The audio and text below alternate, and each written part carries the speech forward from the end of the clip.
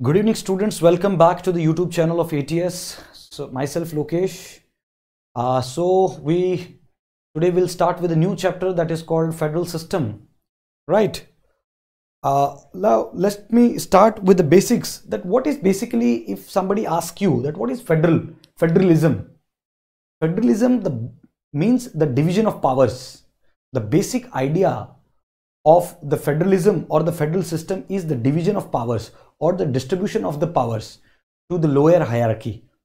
Got my point? This is called the federal system. Now, what is federalism? See, federalism refers to a system of government in which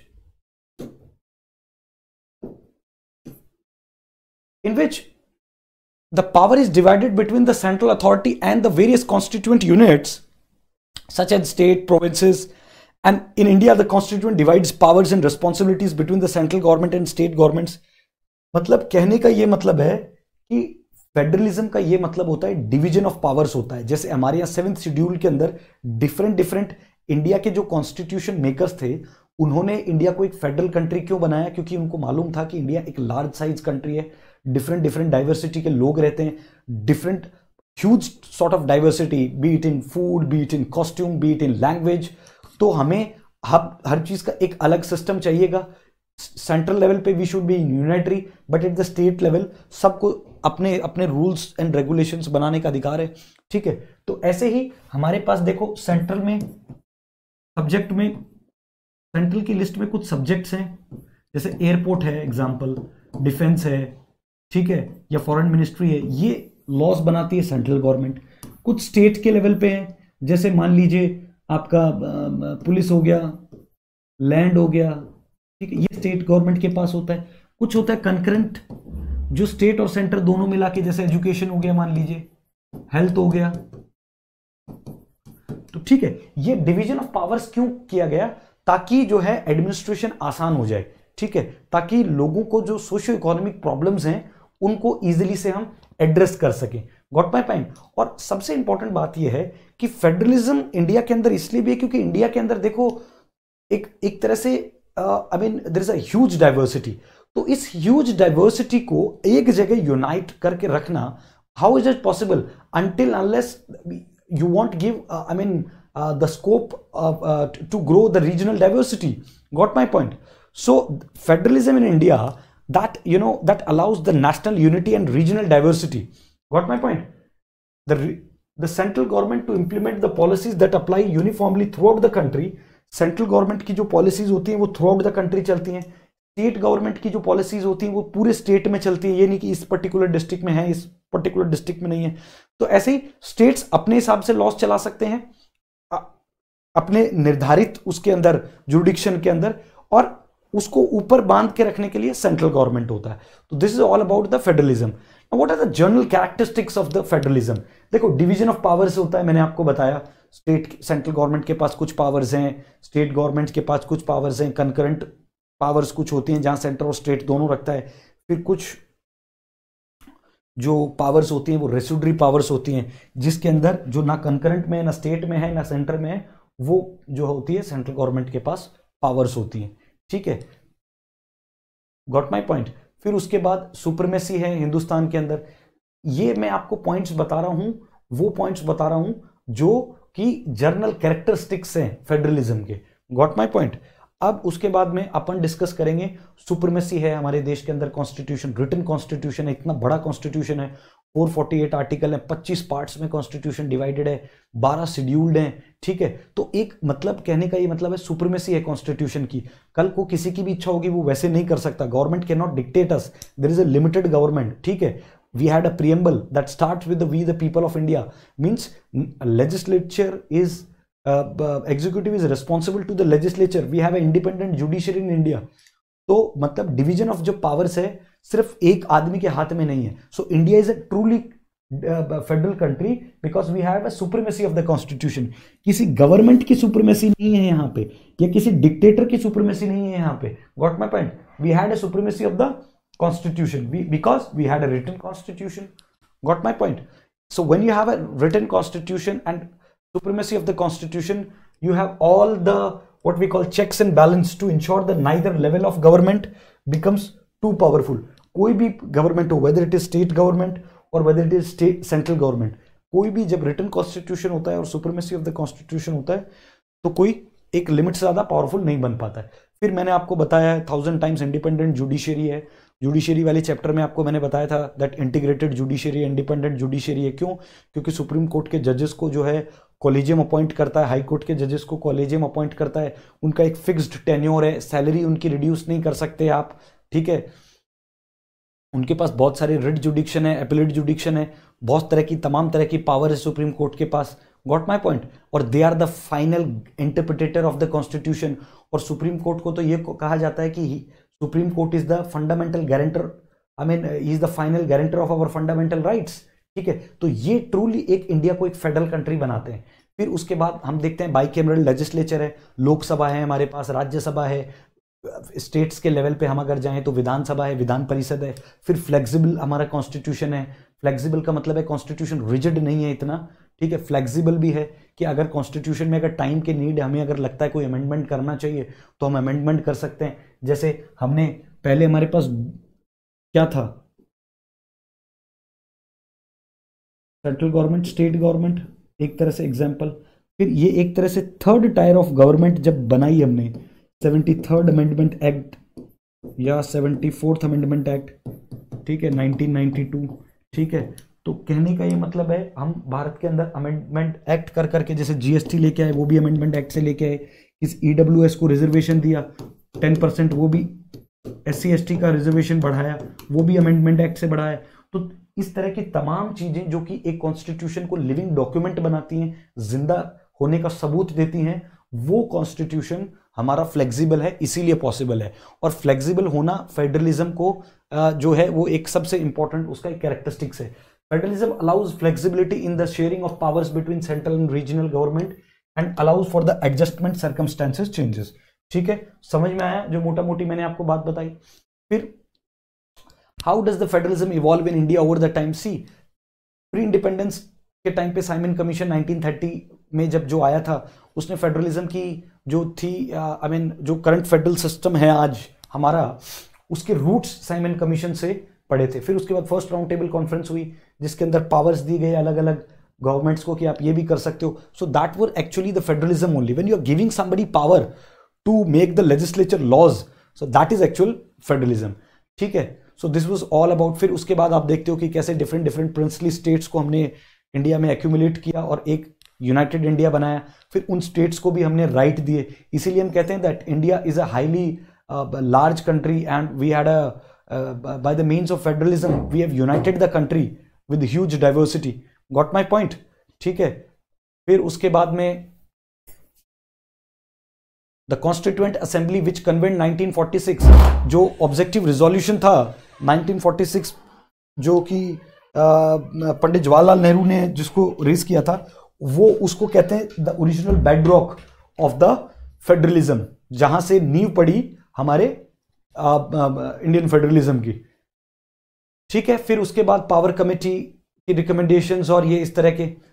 फिर federalism in the post independent India, ठीक है। The federal structure in the post independent India was dynamic and evolved as per the changing circumstances. मैंने आपको बताया कि कैसे हमारे constitution के अंदर प्रोविजंस है कि हम अगर टाइम के अकॉर्डिंग जो है हम हमारे नीड्स को कैटर करने के लिए हम चीज अमेंडमेंट कर सकते हैं। तो in the 1960s and 70s the federalism in India faced several challenges including the rise of regional linguistic identity politics होगी, ठीक है, which led to creation of the new states and the emergence of the powerful regional parties। Federalism का सबसे बड़ा challenge यही है, linguistic हो गया या स्टेट जो चैलेंजेस करते हैं कि हमें भी नया स्टेट जो है बनाना है। आपको याद होगा 60s और 70s में जैसे तमिलनाडु जो है, तमिलनाडु हुआ या आंध्रा हुआ, बहुत सारे स्टेट जो है उनका फॉर्मेशन हुआ लिंग्विस्टिक बेसिस पे। तो इस प्रॉब्लम को हम जो है वो फेडरलिज्म के अंदर कंसिडर कर सकते हैं। तो इन सब चीज़ों को सॉल्व करने के लिए आपको स्टेट गवर्नमेंट्स को भी पावर देना होगा, आपको उनकी डाइवर्सिटी को वैल्यू करना होगा, तभी आप जब तक डाइवर्सिटी को जो है वो वैल्यू नहीं दोगे, स्ट्रेंथन नहीं करोगे, तब तक ये जो स्टेट्स हैं दे विल वांट रिस्पेक्ट, ठीक है। So without if we want accumulate all these states under one umbrella, we cannot claim that India is a united, right? So for a united India we should have, the basic idea should be कि हमें सारी states की diversity को support करना है और इनको जो है रिस्पेक्ट देना है इक्वली, ठीक है। फिर उसके बाद हमने नेशनल इमरजेंसी का दौर देखा, फिर उसके बाद 80s एंड 90s के अंदर हमने डिसेंट्रलाइजेशन ऑफ पावर का दौर देखा, जो अभी मैं आपको बता रहा था 73rd और 74th कॉन्स्टिट्यूशनल के माध्यम से आपने देखा इमरजेंसी के टाइम पे कैसे जो इंडिया एक फेडरल स्ट्रक्चर है वो एक यूनिटरी स्ट्रक्चर के अंदर जो था वो बदल गया। Got my point? क्योंकि सारी भाई जब भी जब इमरजेंसी हमने पढ़ी थी उसमें क्या हमने देखा था कि सारे जितने भी जो पावर्स थे सेंट्रल गवर्नमेंट के वो सारे स्टेट गवर्नमेंट के पास आ गए, ठीक है। जो सारा कानून था वो ध्वस्त हो गया और लोगों के पास फंडामेंटल राइट्स भी नहीं थे एक्सेप्ट 20 और 21, ठीक है। तो ये सारी चीजें हैं। फिर 73rd 74 फिर रिसेंट ईयर्स में कोविड पेंडेमिक आ गया, तो ये सारे चैलेंजेस हैं हमारे फेडरलिज्म के ऊपर, ठीक है। फिर what is the significance of the Indian federalism? Significance क्या है इंडियन फेडरलिज्म का? See the Indian federalism is a significant for the several reasons. accommodation of the diversity. Federalism in India allows the accommodation of diversity by giving autonomy of the states to govern their own affairs, address their unique needs and concerns. मैं इतनी देर से इसी चीज की बात कर रहा था कि सिग्निफिकेंस इंडियन फेडरलिज्म का ये है कि ये अकोमोडेट करता है वाइड रेंज ऑफ डाइवर्सिटीज को। मतलब हम लोग अलाउ करते हैं हमारे डिफरेंट स्टेट्स को, ताकि वो हम अपने ओन अफेयर्स को एक अपने यूनिक तरीके से अपने कंसर्न्स को जो है वो चला सके, ठीक है, अपने सिस्टम को अपने स्टेट को चला सके। फिर उसके बाद effective governance. A robust federal structure needs to be placed in the deliver of effective governance and to ensure that diverse needs and interests of the states are represented in the decision making process, ठीक है। What does it mean that effective governance? A robust federal structure needs to place deliver effective governance.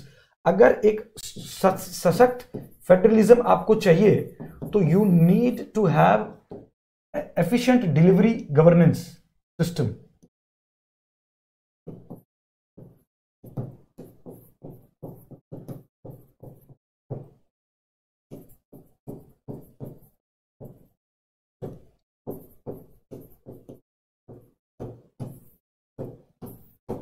ठीक है, ताकि वो different needs को cater कर सके। Promotion of democracy. अगर फेडरलिज्म स्ट्रांग होगा तो ऑटोमेटिकली जो है डेमोक्रेसी प्रमोट होगी।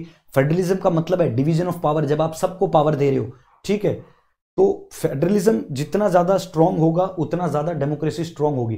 Federalism promote the democracy because it ensures that the power is decentralised and shared between the different level of the government. जैसे सेंट्रल गवर्नमेंट है, state government है, फिर पंचायती राज है, फिर विलेज पंचायत का कॉन्सेप्ट आया, फिर उसके नीचे ऑटोनोमस काउंसिल्स हैं नॉर्थ ईस्ट वगैरह में। तो ये सारी चीजें ये अलाउ करती हैं डिफरेंट लेवल पे पावर शेयरिंग को, ठीक है। फेडरलिज्म को आप ये भी कह सकते हो या कि पावर शेयरिंग अरेंजमेंट। फेडरलिज्म को आपको अगर कोई लेमैन लैंग्वेज में पूछे तो आप उसको बोलो पावर शेयरिंग अरेंजमेंट। क्या बोलोगे? Power sharing arrangement. ये एनसीईआरटी में भी लिखा हुआ है ये टर्म।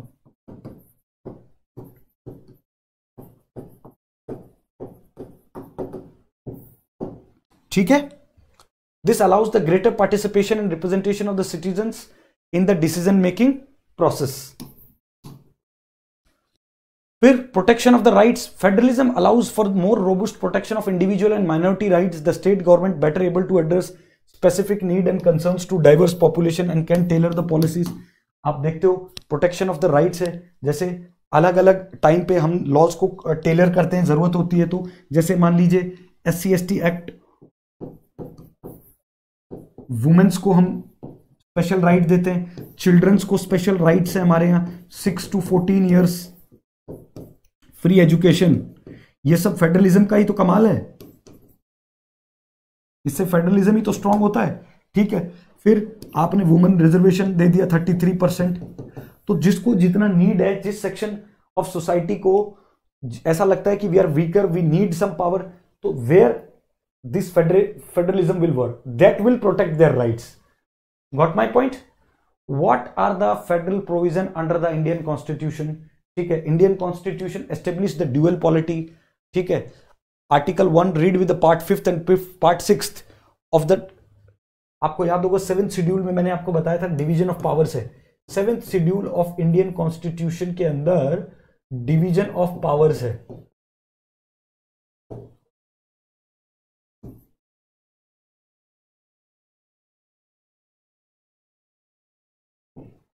ठीक है, the states have the same authority over the state list during the ordinary time the union has over the union list.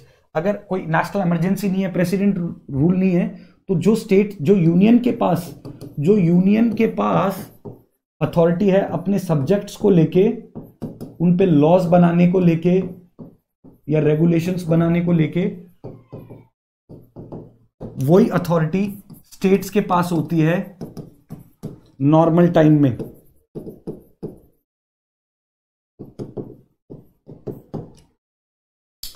Part 6 of the Indian Constitution provides for the states of the Indian Union with the independent constitution existence.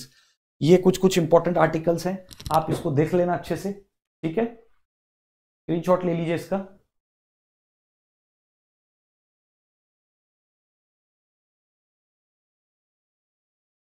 ठीक है, इसमें different है। Article first में बताया that India is a Bharat that should be union of states है। यहां पे states जो है that can not destructible from the union. ठीक है, यूनियन जो है वो इनडिस्ट्रक्टेबल है, स्टेट डिस्ट्रक्ट हो सकते हैं, और लेकिन स्टेट जो है इंडिया एज अ स्टेट से डिटैच नहीं हो सकते। ठीक है, बट यूनियन चाहे तो स्टेट को जो है अलग अलग, जैसे 28 से आज 29 कर सकती है, 30, पर किसी स्टेट के पास ये अधिकार नहीं है कि वो यूनियन से अलग हो जाए। Got my point. फिर आर्टिकल 79 कहता है कि हमारे पास लोकसभा भी है, राज्यसभा भी है। आर्टिकल 131 कहता है supreme court in India is independent and the sole arbitrator dispute between the, आपको मैंने बताया था ना कि सुप्रीम कोर्ट वाले जब चैप्टर पढ़ा रहा था तो ओरिजिनल जुडिक्शन के अंदर उसमें यही तो आता है। ओरिजिनल जुडिक्शन सुप्रीम कोर्ट का क्या है, जब भी सेंटर किसी एक स्टेट की या दो स्टेट का आपस के अंदर कोई भी डिस्प्यूट होगा तो वो डिस्प्यूट सुप्रीम कोर्ट ही देखता है। ठीक है, तो ये फेडरलिज्म का सबसे बेहतरीन उदाहरण है। फिर उसके बाद हम देखेंगे article 246 distribution of legislative subject between union state, जो मैंने आपको बताया, जो डिफरेंट स्टेट हैं, सब्जेक्ट्स हैं यूनियन में, स्टेट में या कंकरेंट लिस्ट में। फिर उसके बाद आर्टिकल 368, ये भी एक तरह से फेडरलिज्म को प्रमोट करती है भाई, क्योंकि आर्टिकल 368 क्या कहता है, अमेंडमेंट। तो अगर आप समय के अकॉर्डिंग अमेंडमेंट करने का पावर आपके कॉन्स्टिट्यूशन में है तो you can say that truly yes our Indian constitution या our constitution is a federal in character because that has the flexibility, but we should have a supremacy. So our constitution have a mixed blend of both rigidity with the at the same time flexibility. So you should keep that thing in the mind. Now what are the unitary features of the Indian constitution? अभी तक अपन ने ये जो थे वो हम लोगों ने फेडरल फीचर्स देखे इंडियन कॉन्स्टिट्यूशन के।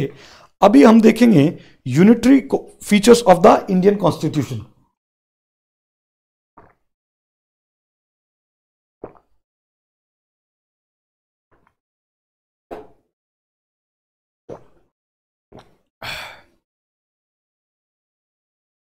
Now, what are the unitary features of the Indian Constitution? The Constitution of India has several provisions that have a unitary basis despite the overall federal structure of the country. Some of these provisions include, जैसे example, All India Services. ठीक है,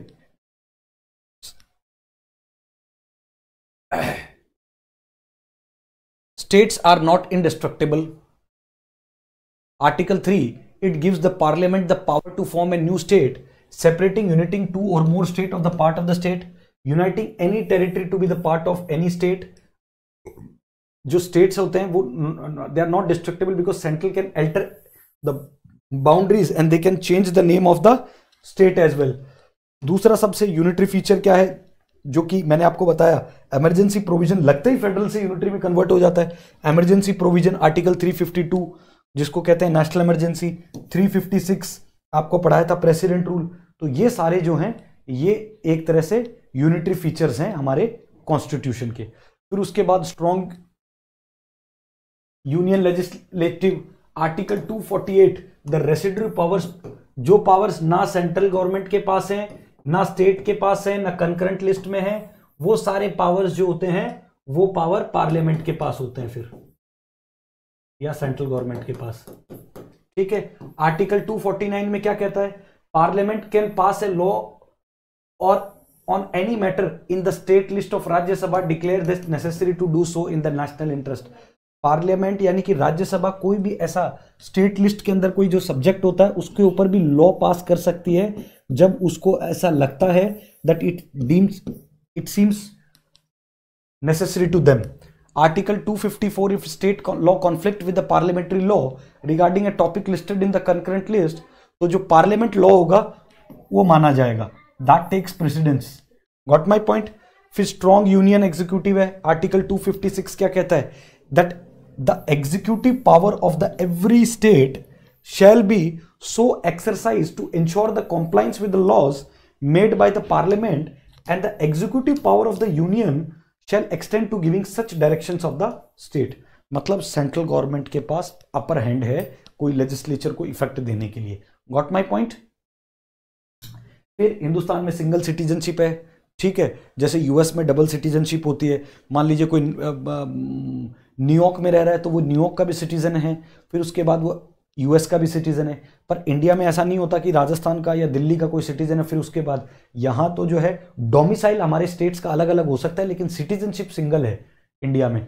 ठीक है, India की citizenship जो है वो single है। फिर उसके बाद ऑल इंडिया सर्विसेज हम देखते हैं, आईएएस आईपीएस ये जितने भी हैं, ठीक है, देयर ऑल इंडिया सर्विसेज हैं, वही जाके जो है स्टेट्स के अंदर भी जॉब करते हैं या जो स्टेट का एडमिनिस्ट्रेशन है उसको संभालते हैं।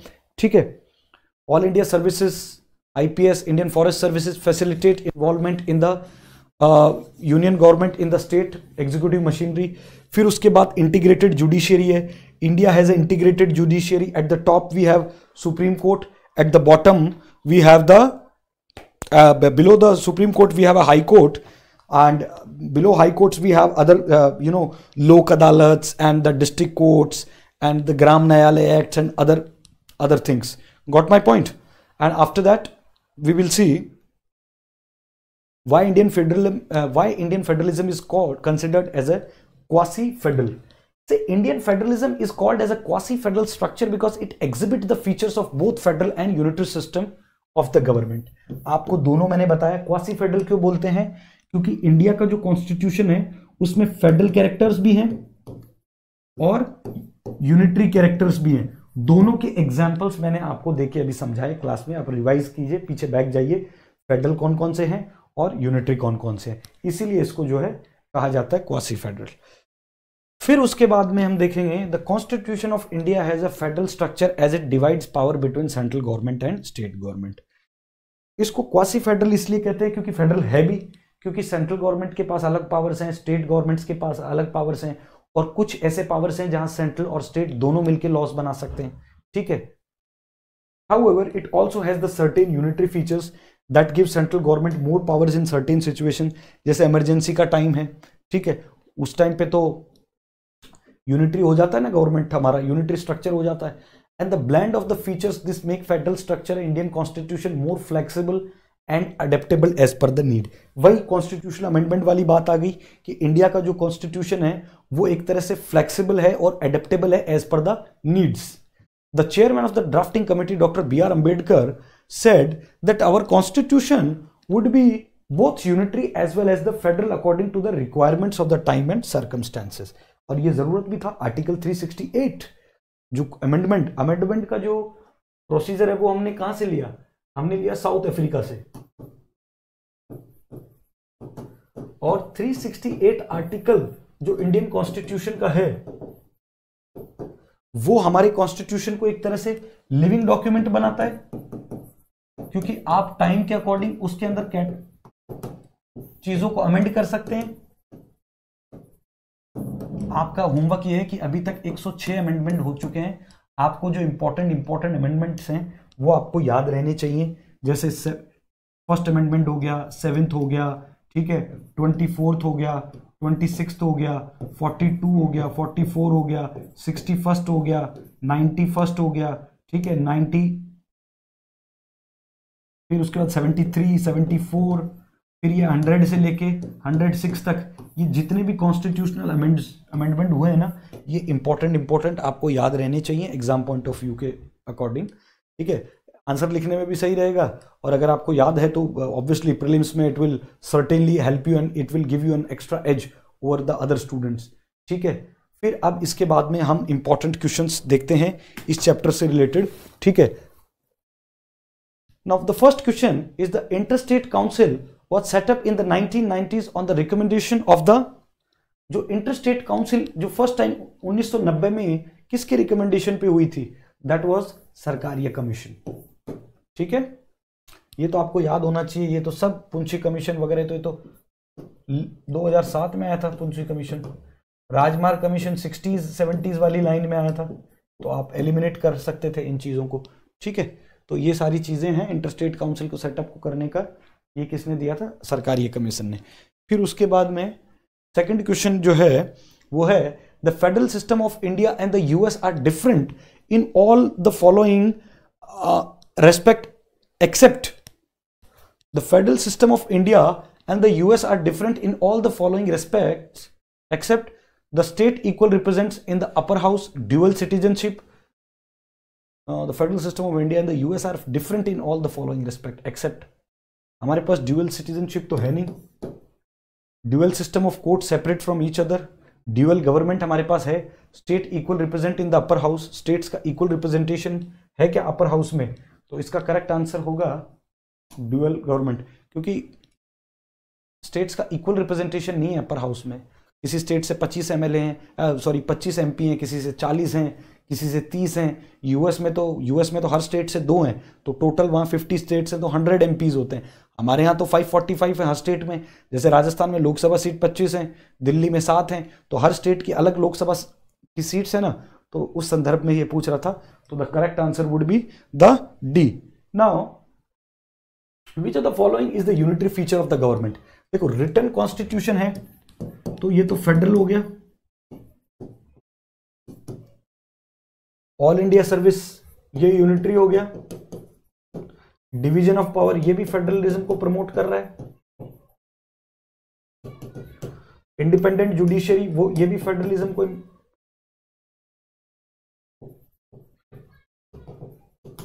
तो the correct answer would be all India services. ठीक है guys, this was all about the federalism, जहां पे हमने आपको बेसिकली समझाने की कोशिश की कि what is federalism, that is division of the powers. Got my point. और उसके बाद मैंने आपको बताया कि कैसे जो है आप इंडिया के डिफरेंट जैसे प्रॉब्लम्स को सॉल्व कर सकते हैं bye strong bye promoting the strong federalism. फिर हमने देखने की कोशिश करी कि कैसे जो है वो unitary features of Indian federalism जो हैं वो अलग हैं, फिर जो है फेडरल कैरेक्टर्स वो अलग हैं, कैसे फेडरलिज्म का कॉन्सेप्ट जो है वो इंडिया में डेराइव हुआ, कहाँ से आया, सारी उसकी हिस्ट्री। ठीक है, ये सारा हमने देखने की कोशिश की। ठीक है, इनकेस कोई डाउट हो आप कमेंट सेक्शन में कमेंट करके बताइए, नेक्स्ट क्लास में we will discuss that. Till then take care, bye bye.